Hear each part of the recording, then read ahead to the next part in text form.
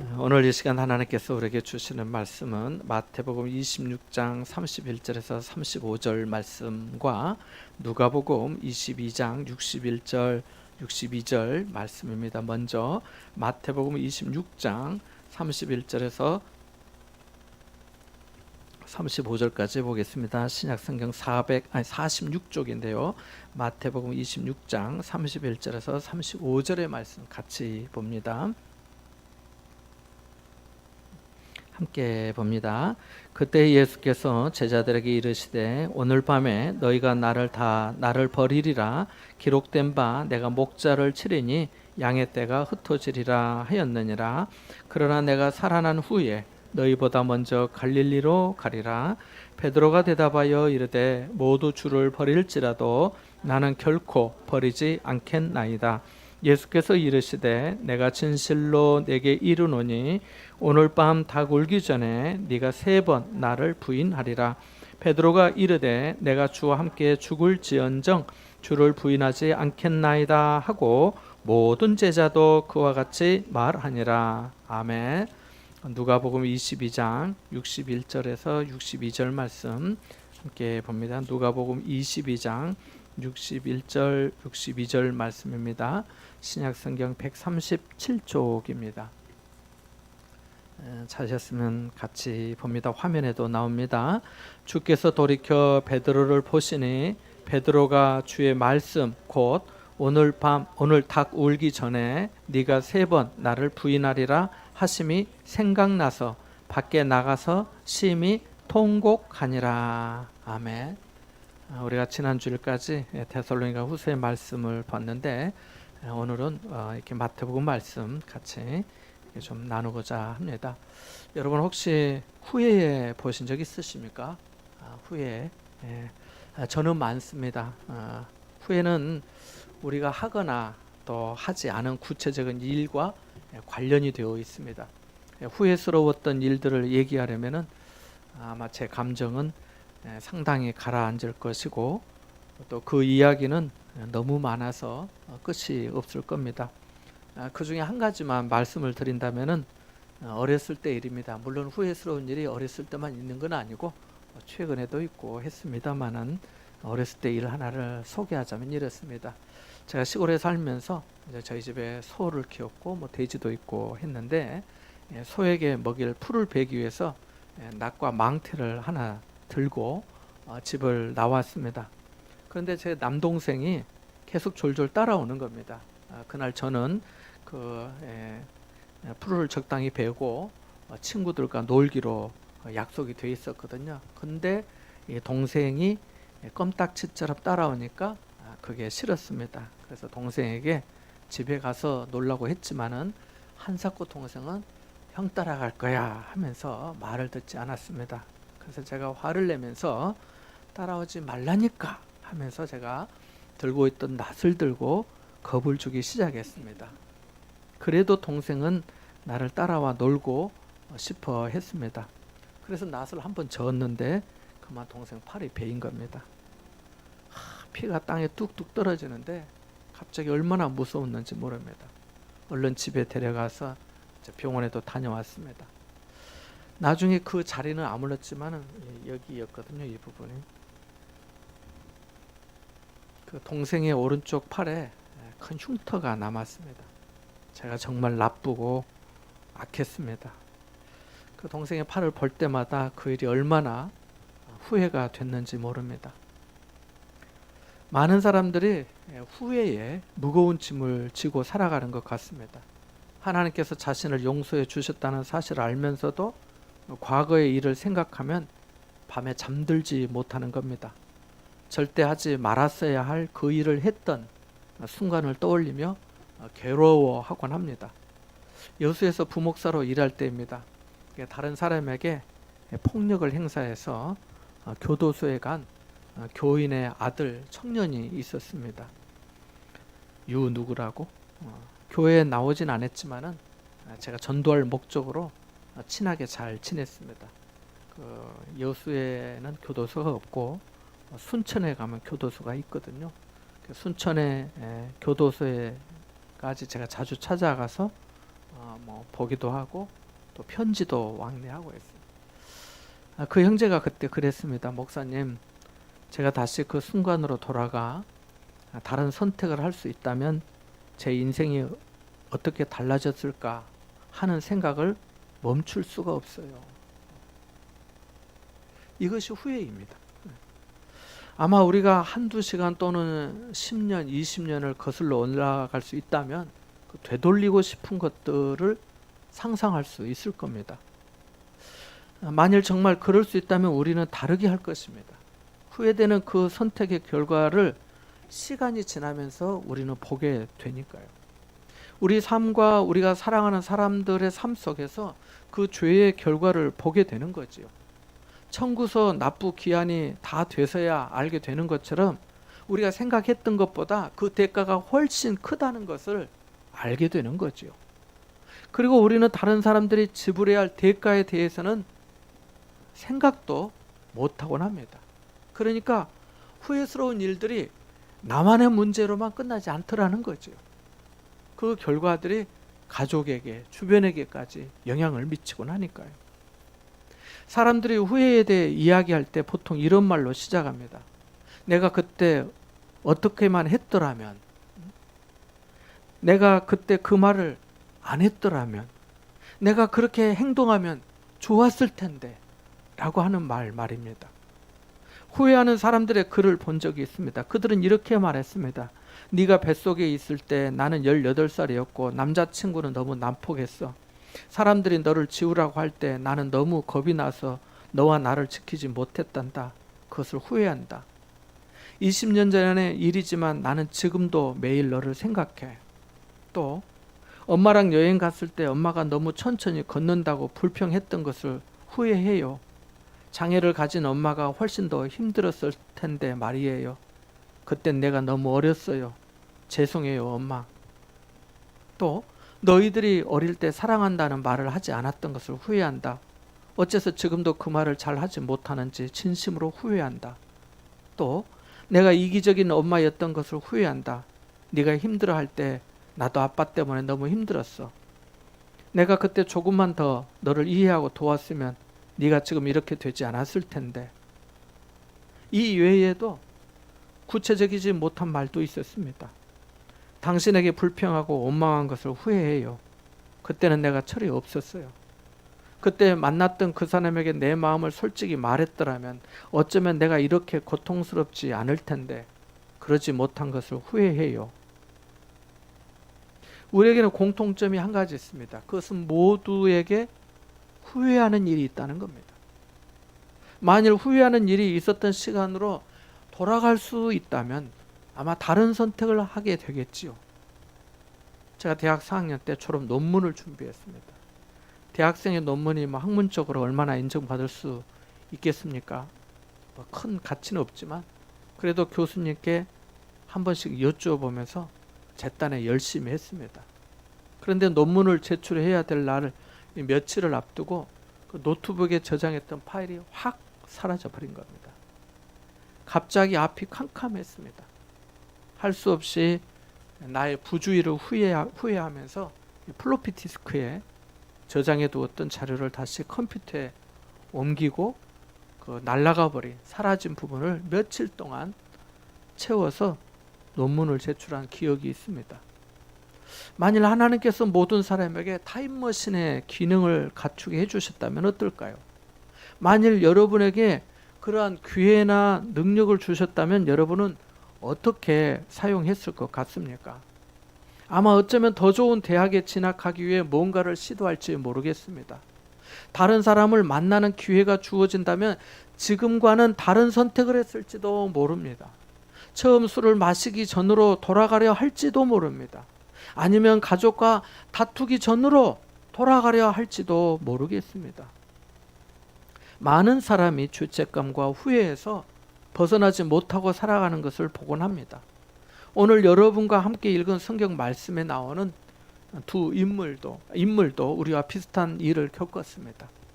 어느 날 밤 두 제자는 결코 그렇지 않을 것 같은 행동을 합니다. 오늘 한 인물만 성경을 읽었는데 나중엔 또 나옵니다. 바로 예수님이 체포되시던 날 밤이었습니다.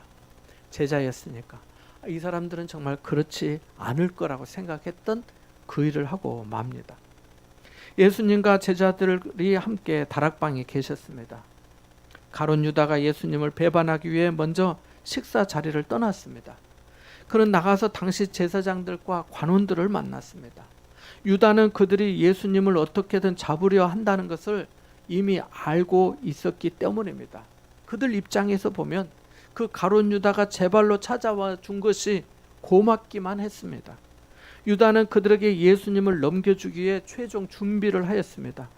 하지만 이날 밤 예수님을 배신할 제자는 가룟 유다만이 아니었습니다. 예수님은 다른 제자들에게 오늘 말씀에 있는 것처럼 오늘 밤에 너희가 다 나를 버리리라고 경고하셨기 때문입니다. 함께 마태복음 26장 31절 말씀을 다시 한번 읽어보겠습니다. 마태복음 26장 31절의 말씀입니다. 함께 봅니다. 시작. 그때 예수께서 제자들에게 이르시되 오늘 밤에 너희가 다 나를 버리리라. 기록된 바 내가 목자를 치리니 양의 떼가 흩어지리라 하였느니라. 아멘. 예수님의 이 말에 베드로는 붕괴했습니다. 그는 강하게 부인하면서 자신의 결심을 강력하게 주장하였습니다. 그의 단호함에 같이 있던 제자들이 부끄러운 마음이 들 정도였습니다. 베드로가 이렇게 말했기 때문입니다. 함께 33절의 말씀을 읽어봅니다. 같이 봅니다. 베드로가 대답하여 이르되 모두 주를 버릴지라도 나는 결코 버리지 않겠나이다. 베드로의 말에는 비장한 각오가 담겨 있었습니다. 그는 자신의 믿음과 충절을 동료들과 비교하면서까지 말하였기 때문입니다. 그러나 주님은 그에게 이렇게 말씀하셨습니다. 34절 말씀 같이 읽어봅니다. 같이 봅니다. 내가 진실로 네게 이르노니 오늘 밤 닭 울기 전에 네가 3번 나를 부인하리라. 아멘. 아마 베드로는 예수님의 이 말씀에 무척 서운했을 것입니다. 자신의 진심을 주님이 모르신다는 마음이 들었을 것이기 때문입니다. 그래서 베드로는 이번에는 자기 진심을 죽음으로 증명할 것처럼 더 강력한 어조로 말했습니다. 베드로가 이렇게 나오자 다른 제자들도 가만히 있을 수 없었습니다. 자기만 뒤처지거나 배신자로 낚인 찍힐 수 없었으니까요. 베드로가 이렇게 말했습니다. 함께 35절의 말씀을 읽어보겠습니다. 같이 봅니다. 베드로가 이르되 내가 주와 함께 죽을지언정 주를 부인하지 않겠나이다 하고 모든 제자도 그와 같이 말하니라. 아멘. 해가 지자 예수님은 제자들을 데리고 예루살렘 거리를 지나갔습니다. 제자들과 함께 동쪽 성문을 지나서 감람산으로 갔습니다. 그들은 겟세마네라는 곳에 이릅니다. 예수님은 제자들에게 기도하라고 하시고 혼자 조금 멀찍이 다른 데로 가서 또 기도하십니다. 예수님은 참혹한 일이 자신을 기다리고 있다는 것을, 그 고난의 잔을 자신이 마셔야 함을 알고 계셨습니다. 그래서 아버지 하나님께 간절히 기도하면서 마태복음 26장 39절에 보니까 이 잔을 내게서 지나가게 하옵소서, 그러나 나의 원대로 마시옵고 아버지의 원대로 하옵소서라고 기도하셨습니다. 예수님은 기도하러 자주 겟세마네 동산에 가셨던 것이 틀림없습니다. 가룟 유다가 어디 가면 예수님을 찾을 수 있는지 아는 것을 봐도 그렇습니다. 그는 예수님을 체포하기 위해 칼과 몽치를 가진 사람들, 즉 마태복음 26장 47절에 보면 큰 무리라고 칭할 만큼의 사람들과 함께 거기로 왔습니다. 예수님 한 분 체포하기 위해서 큰 무리가 온 것입니다. 유다는 예수님이 누구인지 알도록 모두에게 신호를 보내기로 했습니다. 그 신호는 입맞춤의 인사였습니다. 그는 예수님에게로 가서 무리들과 약속한 대로 예수님과 배신의 입맞춤을 했습니다. 그러자 군인들이 몰려와 예수님을 죄도 없이 영장도 없이 체포했습니다. 갑자기 이루어진 일에 제자들은 손을 써보지도 못했습니다. 베드로는 칼을 꺼내 들었습니다. 그날 저녁 유월절 어린 양을 잡을 때 사용한 칼인 것 같습니다. 그는 대제사장의 종에게 칼을 휘둘렀습니다. 베드로는 그의 머리를 베려하였지만 그만 귀를 쳤던 것 같습니다. 예수님은 즉시 나서서 그런 베드로를 제지하시고 떨어진 귀를 주어서 종에게 다시 붙여주셨습니다. 예수님이 체포되시자 제자들은 2명만 빼고 모두 다 달아났습니다. 베드로와 요한은 안전거리를 두고 예수님을 따라갔습니다. 그러다가 어느 순간 베드로는 제사장의 뜰에서 예수님이 어떻게 되는지 보려고 기다렸습니다. 그때 한 여종이 베드로를 알아보고는 예수님의 제자가 아니냐고 물었습니다. 그러자 베드로는 자기는 절대로 하지 아니다고 그렇게 말했습니다. 그가 자기가 절대로 하지 않겠다고 장담했던 그 일을 하고 만 것입니다. 바로 예수님을 모른다고 부인한 것이지요. 그리고 불이 있는 데로 가서 다른 이들과 함께 불을 쬐다가 또다시 누군가가 그를 알아보자 그때도 예수님을 모른다고 했습니다. 잠시 후 3번째로 다른 사람이 베드로를 알아보았습니다. 그러자 베드로는 예수님을 저주까지 하면서 모른다고 맹세했습니다. 마태복음 26장 74절에 보면 그렇게 말씀하고 있습니다. 그가 저주하며 맹세하여 이르되 나는 그 사람을 알지 못하노라 하니라고 말씀하고 있기 때문입니다. 그 순간 닭 울음소리가 들립니다. 그때 예수님은 뜰을 지나 끌려가고 계셨습니다. 심하게 매를 맞으셔서 예수님의 얼굴은 피투성이에 퉁퉁 부으셨습니다. 어느 순간 예수님과 베드로의 눈이 마주쳤습니다. 같이 누가복음 22장 61절 말씀을 읽어보겠습니다. 누가복음 22장 61절의 말씀입니다. 함께 봅니다. 같이 보겠습니다.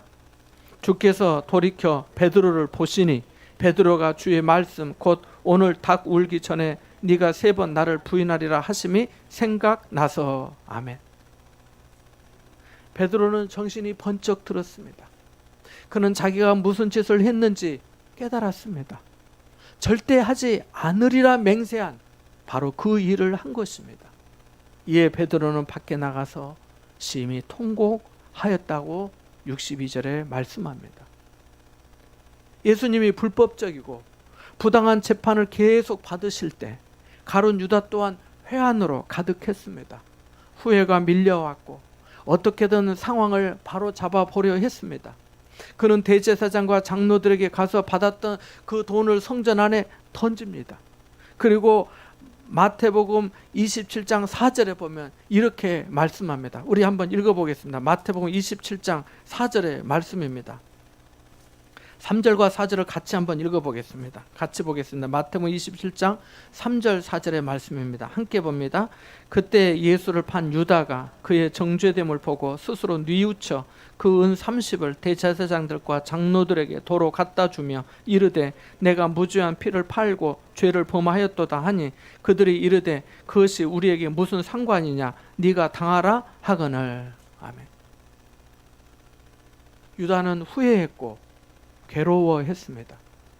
베드로와 가룟 유다 둘 다 자기들이 한 일에 대해 죄책감과 후회로 가득했습니다. 다시 과거로 돌아가 자신들의 실수를 만회할 수 있으면 좋겠지만 그럴 수는 없었습니다. 우리도 마찬가지 아닌가요? 우리도 스스로 절대 하지 않으리라 약속했던 일을 했고 그 일을 돌이킬 수 없게 되었습니다. 우리도 한 번이 아니라 3번 그 일을 했을 수 있습니다. 어쩌면 몇 번 했는지 기억하지 못할 수도 있습니다. 내가 다시는 아이에게 이렇게 말하지 않으리라고, 이렇게 화내지는 않으리라고, 이런 상황으로는 만들지 않으리라고 했지만 그것을 한두 번이 아니라 여러 번 했을지도 모릅니다. 며칠을, 몇 시간을, 몇 분을, 단 몇 초만이라도 그 일이 내가 어떤 사람이라는 것을 규정할 수 있습니다. 당신은 그런 사람이야 라고 말입니다. 우리의 후회는 회한으로 이어져야 합니다. 후회가 잘못을 깨우치고 뉘우치는 것이라고 한다면 회한은 뉘우치고 한탄한다 라고 하는 뜻으로 훨씬 더 깊은 감정의 상태를 말합니다. 이것이 우리가 죄를 직면할 때 나타내야 할 올바른 반응입니다. 이것이 우리가 하나님의 은혜를 입는 길이며 하나님의 은혜가 우리를 떠나지 않을 이유가 됩니다. 그런데 불행히도 우리는 죄책감에 직면할 때 그 회한을 피하기 위해 우리가 할 수 있는 모든 것을 다 하곤 합니다. 몇 가지를 말씀드리면 이렇습니다. 먼저 합리화하는 것입니다. 나는 아무에게도 피해를 주고 있지 않아. 그렇게 느낄 수밖에 없지. 하나님이 나를 이렇게 만드셨어. 하나님은 내가 행복하기를 원하셔 라고 생각하는 겁니다. 우리는 사람들이 언제 합리화를 동원하는지 알 수 있습니다. 어떤 일이 옳지 않다는 것을 알면서도 스스로 괜찮다고 설득하는 느낌을 받을 때 합리화를 동원합니다. 다음으로 정당화하는 것입니다. 이것은 자신을 제외한 모든 것 또는 모든 사람을 탓하는 형태로 나타납니다. 많은 사람이 후회를 다룰 때 그것은 내 잘못이 아니고 따라서 내 책임이 아니라고 말하곤 합니다. 우리 부모님이 그렇게 관대하지 않았더라면, 부모님이 나를 이렇게 키웠어 라고 하는 말입니다. 부모님이 너무 엄격하지 않았더라면, 아내가 너무 비판적이지 않았더라면, 남편이 그토록 무신경하지 않았더라면, 나의 상사가 그만큼 불공평하지 않았더라면, 이 세상 문화가 그렇게 부패하지 않았더라면 이라고 말하는 것입니다. 이렇게 말하면서 자기는 쏙 빠져나가는 것이지요. 다음은 비교하는 것입니다. 사람들은 자신과 다른 사람들을 비교함으로써 후회스러운 자신의 감정을 위로하려고 합니다. 사람들이 스캔들을 다루는 잡지와 리얼리티 TV 프로그램을 좋아하는 이유 중 하나가 여기에 있습니다. 다른 사람의 한 일에 대해 들으면 자신이 저지른 일은 그리 큰 일이 아닌 것 같은 느낌이 드는 거지요. 그래, 적어도 나는 그 정도는 아니야. 나는 그렇게까지 하지 않았잖아 라고 하면서 후회하는 마음을 스스로 진정시키는 것입니다. 다음으로 오락입니다. 후회스러운 마음이 들 때 오락에 빠지는 겁니다. 어떤 사람은 일에 빠지기도 하고, 어떤 사람은 사람들과의 관계에 자신의 삶을 빈틈없이 채우면서 후회를 벗어나려 합니다.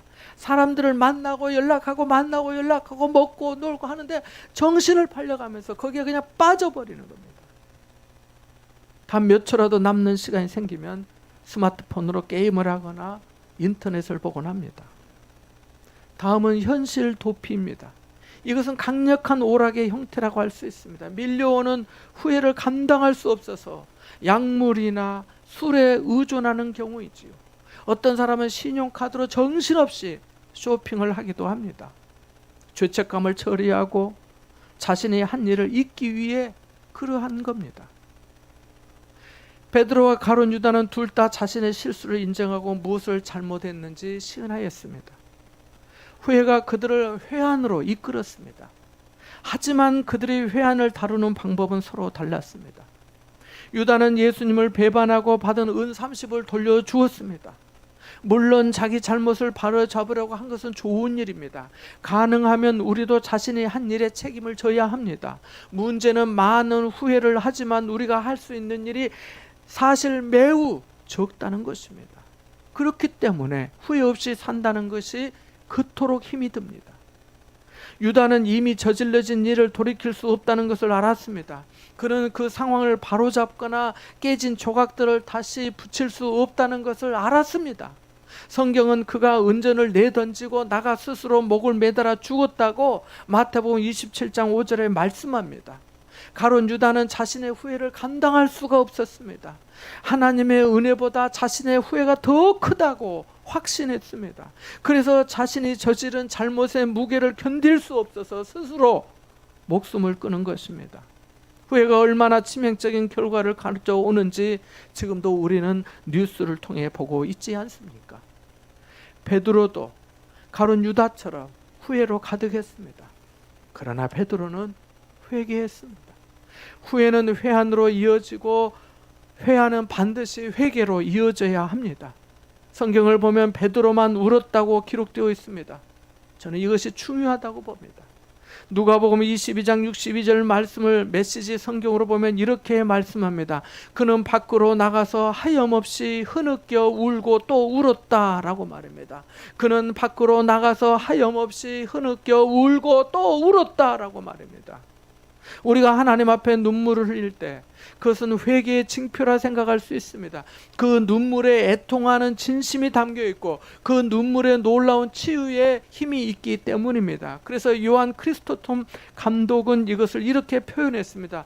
죄의 불이 아무리 강력해도 그 불은 적은 눈물로도 꺼진다. 눈물은 죄의 용광로의 불을 끄며 죄의 상처를 닦아주기 때문이다 라고 말입니다. 고린도후서 7장 10절 말씀은 가룟 유다와 베드로가 그들의 후회를 다룬 방식의 차이를 보여주고 있습니다. 거기에 이렇게 말씀하고 있거든요. 하나님의 뜻대로 하는 근심은 후회할 것이 없는 구원에 이르게 하는 회개를 이루는 것이요, 세상 근심은 사망을 이루는 것이니라고 말입니다. 예수님이 죽은 자 가운데서 부활하신 후에 어느 이른 아침 베드로는 다른 제자들과 함께 고기를 잡고 있었습니다. 예수님의 제자가 되기 전 자신의 생업으로 삼던 일이었습니다. 어쩌면 그는 자신의 모든 것을 버리고 다른 분을 그 부인한 일로 낙심하여서 그 일을 다시 하게 되었는지도 모릅니다. 어쩌면 자신의 죄를 회개하고 용서받았으나 남은 생을 후회하며 보내야 된다고 자신이 스스로 여겼을 수도 있습니다. 그가 속으로 내가 만일 그러지 않았더라면 어떻게 되었을까? 예수님이 나를 어떻게 사용하셨을까? 하면서 생각하면서 말입니다. 베드로는 어떤 사람이 배로부터 90m 정도 떨어진 해변을 홀로 걷고 있는 것을 보았습니다. 그리고 배를 향해 큰 소리로 외쳤습니다. 그가 말입니다. 고기가 좀 잡히느냐? 베드로와 사람들이 아니요, 한 마리도 못 잡았습니다 라고 대답하자 그 사람이 그물을 배 오른편에 던지라고 했습니다. 어부들이 그렇게 하자 그물에 고기가 가득하였다고 요한복음 21장 3절과 4절에 말씀합니다. 베드로는 그분이 예수님이라는 것을 알았고 배가 해변에 닿을 때까지 기다릴 수가 없었습니다. 그는 물속으로 뛰어들어서 그에게 헤엄쳐 갔습니다. 예수님은 아침 식사를 준비하고 계셨고 그들은 숯불 주변으로 모였습니다. 때로 독특한 냄새가 우리의 기억을 자극한다는 것을 여러분은 아실 겁니다. 어디서 맡았던 그 냄새가 오늘 생각이 나는 것 말입니다. 옆 사람의 땀 냄새가 땀 흘려 일할 때를 생각나게 하는 것처럼 말입니다. 숯불 냄새와 숯 냄새와 그 숯불은 베드로의 마음속에 어떤 장면을 떠오르게 하였을 것입니다. 가장 최근에 그가 불 주위에 서 있었을 때, 그러니까 그가 예수님을 부인했던 그 순간을 떠올리게 했지 않았을까요? 떡과 생선으로 조반을 먹은 후 예수님은 베드로에게 3번이나 물으셨습니다. 베드로야, 네가 나를 사랑하느냐? 베드로는 3번 다 주님을 사랑한다고 했습니다. 그러자 예수님이 내 양을 먹이라, 내 양을 먹이라, 내 양을 치라고 하셨습니다. 예수님은 베드로에게 후회에 갇혀 있을 필요가 없다고 말씀하셨습니다. 예수님은 여전히 베드로를 향한 원대한 계획을 갖고 계셨던 것입니다. 이것이 하나님의 은혜입니다. 은혜는 후회보다 더 큰 힘을 가지고 있습니다. 사랑하는 여러분, 후회된 일을 어떻게 처리하고 계십니까? 합리화하거나 정당화하거나 혹시 다른 사람과 비교하면서 그래도 나는 그렇게까지 하진 않았어 라고 하면서 스스로를 진정시키고 계시진 않습니까? 아니면 오락에 빠지거나 현실을 도피하기 위해 다른 후회된 일을 찾고 계신 것은 아닙니까? 우리의 후회는 회한으로 바뀌어야 하고 그것은 회개로 이어져야 합니다. 베드로가 주님을 부인하고 난 후에 예수님과 눈이 마주쳤을 때 어떠했을까요? 그는 자신을 감당할 수 없었을 것입니다. 그래서 나가서 울고 또 울었던 거 아니겠습니까? 우리는 말과 행동에 실수가 많습니다. 그래서 어떤 때 내가 그때 왜 그렇게 말했을까? 내가 좀 참았으면 좋았을 것을. 내가 그 사람을 칭찬하며 위로해 줄 수 있었는데 내가 좀 더 성실하게 살았으면 이러지 않았을 것을. 내가 믿음으로 주님을 더 의지하고 순종했더라면 내가 오히려 이렇게 행동했으면 얼마나 좋았을까 하면서 많은 후회를 할 수 있습니다. 그러나 그것으로만 끝나서는 안 됩니다. 그것을 진정으로 뉘우치며 하나님의 은혜와 긍휼하심을 구해야 합니다. 나 주의 도움 받고자 주 예수님께 빕니다. 그 구원 허락하시사 날 받아 주소서. 내 힘과 결심 약하여 늘 깨어지기 쉬우니 주 이름으로 구원의 날 받아 주소서. 내 모습 이대로 주 받아 주소서. 날 위해 돌아가신 주 날 받아 주소서 라고 하면서 울고 또 울어야 합니다. 베드로는 감람산을 지날 때마다, 자신이 나가서 통곡했던 예루살렘 성 밖을 지날 때마다, 유월절 때마다 예수님을 생각했을 것입니다. 숯불을 볼 때마다, 어쩌면 떡과 생선을 먹을 때마다 네가 나를 사랑하느냐고 물으신 주님을 생각했을 것입니다. 그러면서 그렇게 자신이 부족하고 연약함에도 불구하고 자기를 사랑해 주신 주님을 기억하며 내가 주님을 사랑하는 줄 주님께서 아시지요 라고 고백했을 것입니다. 만일 후회가 회한으로 이어지고 하나님의 뜻대로 근심하며 회개한다면 후회가 후회로 끝나지 않고 그 후회를 통해 하나님의 은혜를, 더욱 큰 은혜를 입게 될 줄 믿습니다. 하나님은 마음이 상한 자를 가까이 하시고 자기를 찾는 자들에게 은혜를 베풀어 주시기 때문입니다. 이 놀라운 은혜가 여러분과 함께 하시기를 주님의 이름으로 축원합니다. 잠시 말씀을 생각하면서 기도하겠습니다.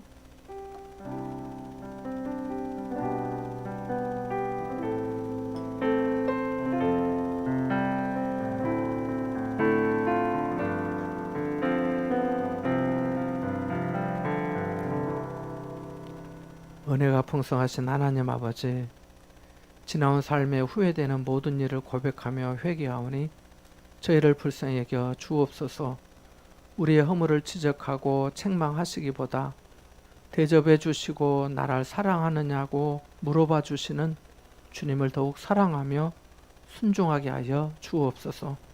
예수님의 이름으로 기도합나이다. 아멘.